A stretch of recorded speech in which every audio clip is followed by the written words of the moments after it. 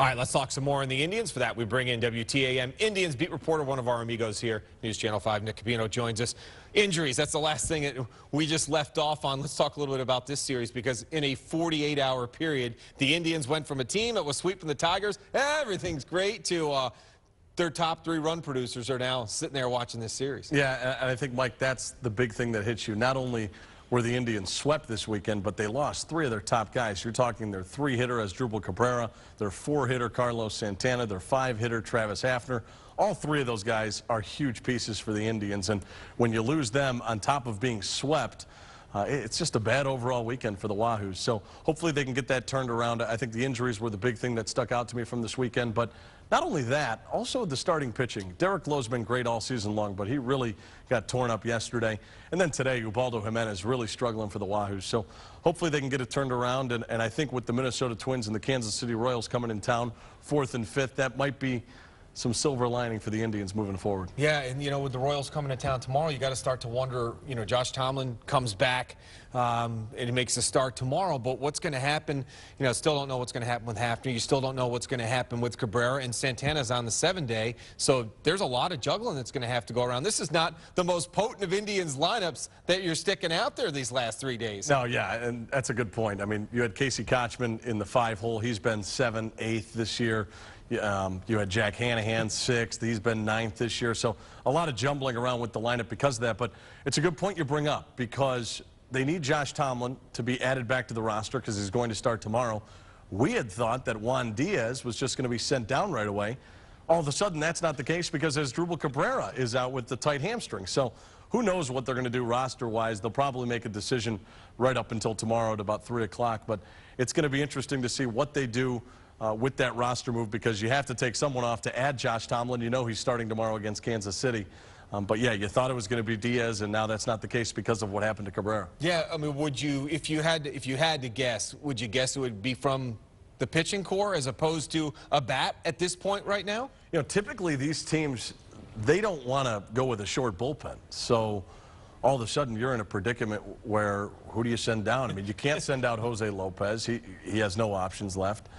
You could decide maybe doing something with Ubaldo if you were going to put him in the pen and taking another guy from that bullpen and moving him out, but I don't think you're going to see that either. So they have a tough decision to make. A lot of times you want to have tough decisions to make, but right now with all the injuries, that's not even the case. I mean, this is just a situation of you have guys hurt, you're losing, you got to just put the proper guys on the roster. So I don't know, it's crazy. You talked about at the beginning of our conversation here, you talked about the Detroit Tigers series. Look what changed in 3 days. I mean, you were flying high, I mean, after that, and you had beat Justin Verlander on Thursday. Now you're sitting here a couple days later. I mean, you just got blasted in Chicago. So a lot has changed in just 3 days, and that's what happens in a baseball season, Mike. It seems like it's a soap opera. There's a new thing every day. Yeah, and a lot of Indians fans getting nervous, Nick, because this is the same point that all of this went down last year. You're at 46 games after today. Same thing as last year. They're in first place. Of course, the lead was bigger last year, but everybody played catch-up over this next week from this time last year, because the Indians' injuries kind of, everybody shrunk. I know, and it's not just injuries in general. I mean, this is injuries to key pieces we're talking about. We talked about the 3, 4, and 5 hitters.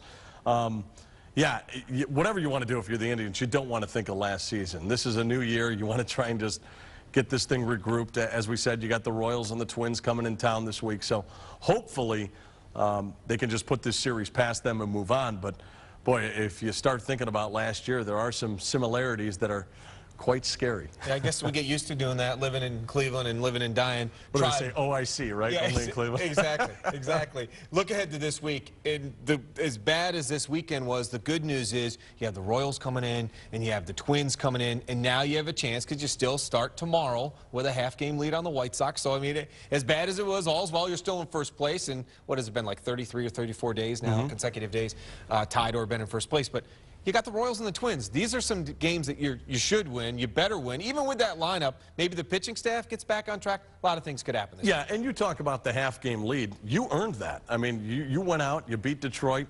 Even though you slipped and fell a little bit in Chicago this weekend, you did earn the fact that you had some cushion, and now you're going to use that to your benefit, because despite playing so bad over the weekend, you're still in first place. You mentioned the Royals coming to town. no starting pitching whatsoever, but they do have some bats that's scary in there with Billy Butler and guys like Alex Gordon and Eric Hosmer. So they've got some good bats in that lineup.